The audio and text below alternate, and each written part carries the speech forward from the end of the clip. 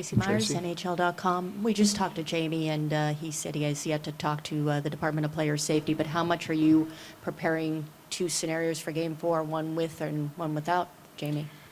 Yeah, that's exactly what we're doing. So, we've got a lineup with him and without him, and we'll see what's said. And bottom line is they're going to drop the puck tomorrow at 7, and we've got to win a game. Left side up front.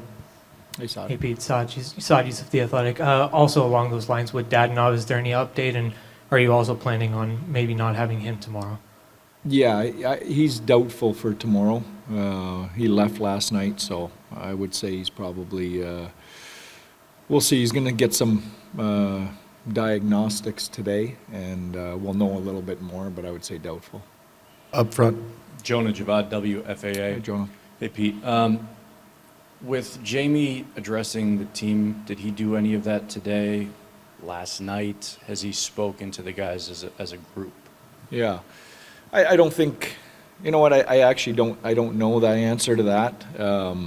We had a team meeting this morning. I think informally he talked to everybody last night at different points. I don't know if it was all collectively together, but, but the bottom line is that, there's consequences for actions, and, he's paying the consequences for that. He did last night, and he's got a hearing today for that. And, it's, from our group's perspective, I think everybody wants to see Jamie Benn play again. I think we all want to make sure his season doesn't end on a note like that. And I think the guys are going to work their ass off to make sure that they give him a chance to play again. In the middle, fourth row. Hey Pete, with Dadonov being doubtful and waiting on Jamie, those are two of your bigger offensive driving players. And I know it's playoffs and you're down through. Is this a point where you ever look at some of the options if you have some more offensive-minded guys that were down in Texas? And we've seen teams, when Seattle, we saw Cartier called up and plays against you guys. Like, Yeah. Do you ever consider something like that now where maybe you try to find an offensive guy who maybe hasn't played in this series or even these playoffs and comes in and can be part of the solution? No, it's a good question, Sean. I think, we met with Jim and Scott White, who's a GM down there this morning, about all the options that are available to us. And we'll see. We'll see who's available, who isn't, how many holes we have to fill. And then the question becomes, are you better putting in a young guy for his potentially first NHL game in a situation like this, or, are you going to go with someone who's been on the road with us the entire time? I think the easy answer is whoever gives you the best chance to win. I mean, that's the bottom line. So, but we'll weigh all those things. Right side, second row. Hey, Pete. Mike Heike, Mike. DallasStars.com. There's been a lot of inconsistency for you guys during the playoffs. Do you see anything? I mean, it's just we've seen 7-2 for or 7-2 against, and it just seems like it's gone from game to game. And I don't know if that's a concern, or do you see any reason for it? I think part of it is the other team you're playing. You got, you're down to the 4 best, but even at 16, you're down to, like we said, I think 7 of the 8 teams in the Western Conference were 100-plus point teams. So the other teams have a big piece in that. Just like when we win by multiple goals, I think that's the case. So I think that's a part of it. There's no doubt we can get a little more consistency, and I thought we had this series. I mean, let's look at the first 3 games. The first game, we don't start on time, didn't play great, found a way to push it to overtime, lost. Game 2, I thought we played a really good road game. Could have won, lost in overtime. And then game 3, you make a mistake, and and all of a sudden you're in a gigantic hole. It happens that quickly, and really. Not a lot of poor efforts there. I would say a couple poor decisions in game 3 and a slow start in game 1 that we found a way to claw back into. But other than that, we've done some good stuff too. Left side in the back. Hi, Pete. Patrick from Hi, RDS.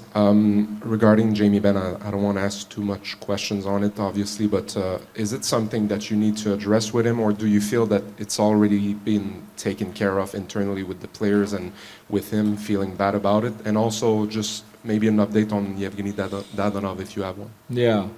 I think I told Saad I would call Dadonov doubtful. He's getting some tests today, so we'll know more later. On Jamie Benn, no. I mean, I have had conversations with him, but I don't need to. If you're asking me, did I reprimand him or no. I mean, nobody needs that. I think I used the word piling on last night. He knows the consequences of his actions, and no one feels worse about it than he does. I think he was up here and addressed that, and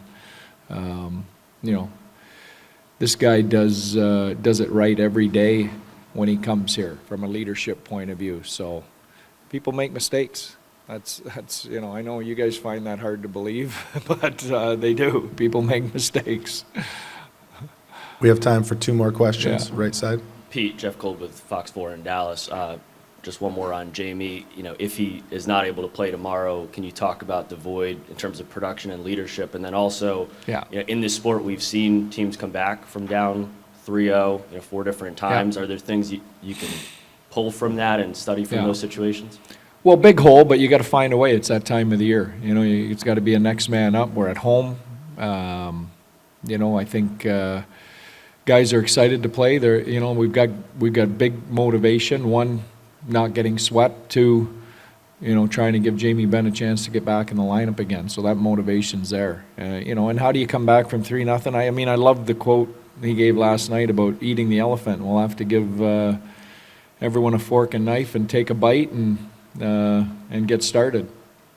Last question. Hey, Pete, this is a goalie question, but not about who's playing tomorrow night. It's a question of you're the Well, only- Ottinger's playing Yeah, tomorrow yeah. night, so But we'll yes, put that yes, to yes, rest. but No. you're the only coach of the 4 who has had the same starting goalie every game. Jake's played more games than everyone else, and now part of that has been some injuries, Yeah. some guys. But what is the management and challenge of handling goalies now in today's day and age, where we see there's a certain number of guys seem to get more tired, or we see some teams have used multiple guys. Just what's the management like that now for you as it's evolved? Yeah.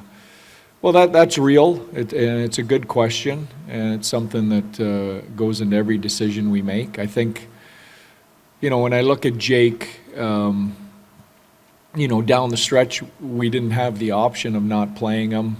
We were fighting for positioning, and Wedgwood was hurt. So, that was, we did start Matt Murray gave him a couple starts from the American League down the stretch, but that was just a reality. It was situational more than anything, and then I think that's something you'll look at in the off season.